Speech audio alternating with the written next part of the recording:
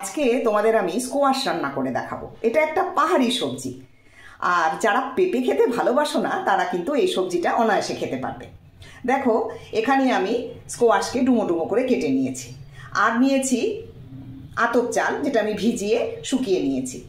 নিয়েছি একটুখানি আদা, নুন, চিনি, গোটা জিরে, গোটা শুকনো লঙ্কা, তেজপাতা, কাঁচা লঙ্কা, জিরের গুঁড়ো, ধনের গুঁড়ো, কাশ্মীরি লাল লঙ্কার গুঁড়ো আর হলুদের গুঁড়ো, আর সঙ্গে তো একটু ঘি লাগবেই। চলো এই সমস্ত উপকরণ দিয়ে আমরা রেসিপিটা তৈরি করি। তবে চলো রান্নাটা শুরু করা যাক।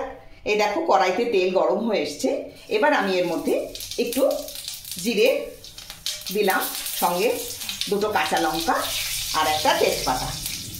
এটা দিয়ে একটু নেড়ে নিয়ে খুব সুন্দর একটা যখন গন্ধ বেরিয়ে আসবে, তখন আমি এর মধ্যে এই স্কোয়াশটাকে ছেড়ে দিলাম। ছেড়ে দিয়ে খুব সুন্দর করে এটাকে ভাজতে হবে। দেখো, এই স্কোয়াশটা আমার মোটামুটি ভাজা হয়ে গেছে। এবার আমি এর মধ্যে এই আদা বাটাটা দিয়ে দিলাম।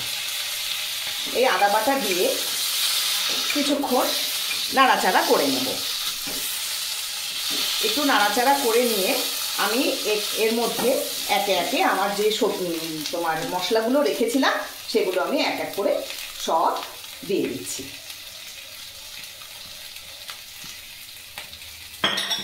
দিয়ে এটাকে এবার খুব ভালো করে কষিয়ে নিতে হবে।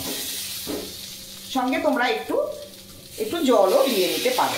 অবশ্যই গরম জল ব্যবহার করলে তাতে রান্নার স্বাদ ভালো হয়।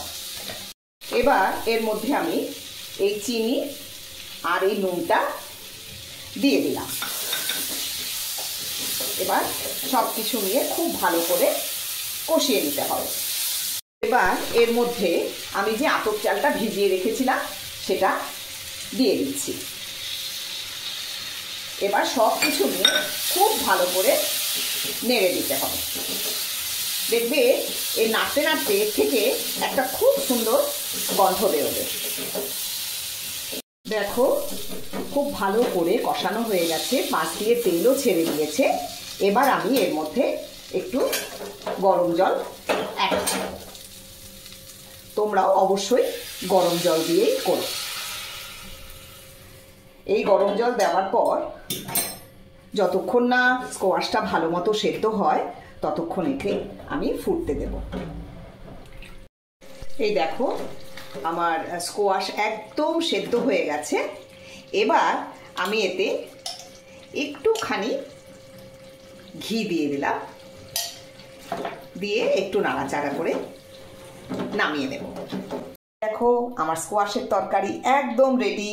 তোমরা ভাত বা রুটির সঙ্গে অনায়াসে খেতে পারো। যারা আমার ভিডিওটা দেখছো কিন্তু এখনও সাবস্ক্রাইব করোনি, তারা প্লিজ সাবস্ক্রাইব করে দিও।